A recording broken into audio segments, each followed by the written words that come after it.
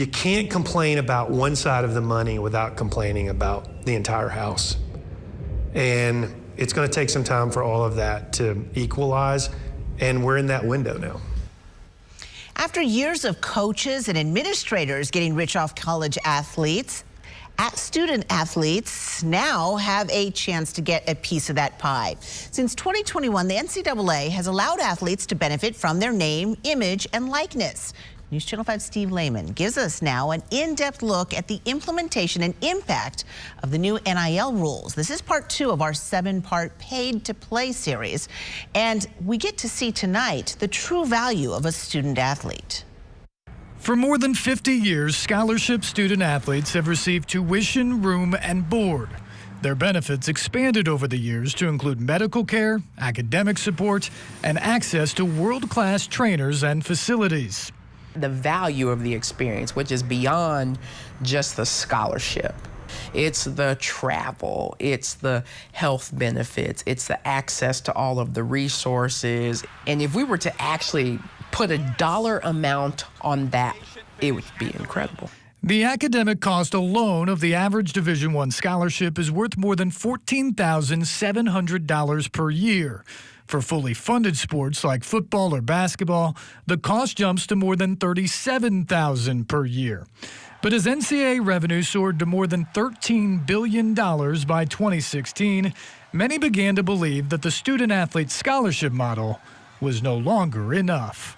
Student athletes are producing all this value for everybody else. Some of them will go pro and get rich, but most of them won't. There's so much value there, and if the kids can't capture a fair share of it, then they're being exploited. A string of court decisions in favor of the student athletes provided additional stipends that increased the full value of a scholarship. But it was the Supreme Court's 2021 ruling on the lawsuit brought forth by former West Virginia running back Sean Alston that changed the game. The unanimous decision upheld the district court's opinion that the NCAA violated antitrust law, unfairly restricting student-athlete compensation. Justice Brett Kavanaugh wrote in his concurring opinion that nowhere else in America can businesses get away with agreeing not to pay their workers a fair market rate on the theory that their product is defined by not paying workers a fair market rate. It is not evident why college sports should be any different. Williams is going to keep it. In the wake of the Alston ruling, the NCAA immediately began to allow athletes to profit off their name, image, and likeness. But how much are they worth? And who's footing the bill? There's 170,000 Division I athletes. There's about 8,500 that play men's football and basketball that drive most of the revenue for the schools. Outside of that group, most of the athletes are being taken care of. What NIL was intended to do was to give athletes an opportunity to go out and do marketing deals. Okay, I'll shoot. But 3 years into NIL, commercial partnerships like the one Caitlin Clark struck with State Farm have been few and far between. Instead, the majority of payments have come from third-party collectives associated with universities. It's pay for play. Almost all the money NIL was coming from the collectives to play at that school. Shannon Terry spent nearly 3 decades in sports media. In 2021, he founded On3, which has quickly become the premier NIL media platform, providing player valuations and resources to help navigate the new rules. We know, for the most part, by talking to the athletes, the agent, and the collectives, what that athlete is getting. Now, a lot of people don't like the NIL valuation. This is what a third-party, independent group doesn't have any skin in the game. We're not selling deals for you. We're not making money. We're not trying to get you to go to any school. We don't care.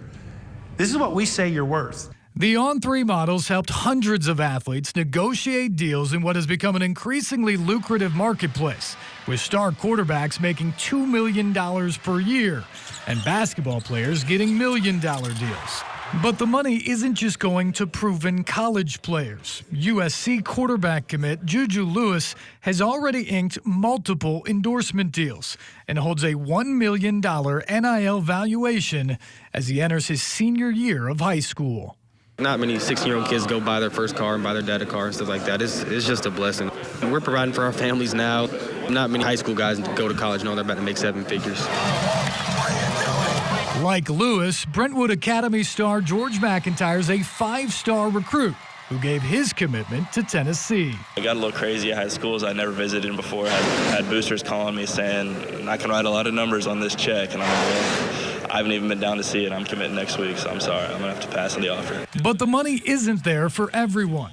According to Sports Business Journal, only 17% of Division I athletes made money from NIL deals in 2022, leaving a growing disparity between those who are profiting and those who aren't on campus. As these dollars begin to be distributed, particularly NIL, and you have certain athletes making 6 and 7 figures, and others, particularly on that same team, making less or none, that's going to create some real challenges for institutions to be able to deal with. Yeah, now the average college athlete may still not be making much, but Shannon Terry told me the average top-end starter in football is making a couple $100,000. As you see here on On3's NIL Top 100 valuation page, many are worth more than $1 million. And if you scroll all the way up to the top, you see the top earners right there. With the exception of LSU gymnast Livy Dunn, almost all are football players, including Texas quarterback Arch Manning and Colorado's Shedeur Sanders, the son of Deion. All these payments, of course, are coming from collectives, which is good news maybe for Tennessee, which has perhaps the most ambitious collective in the entire country, Inspire Sports Group. The news, of course, is less good if you're a smaller school with fewer resources. Jennifer?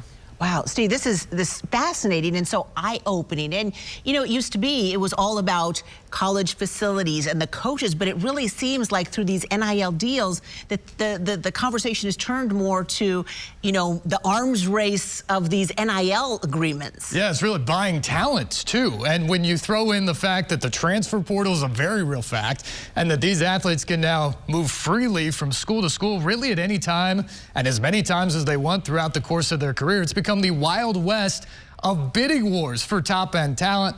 We'll examine that chaos in part 3 tomorrow night.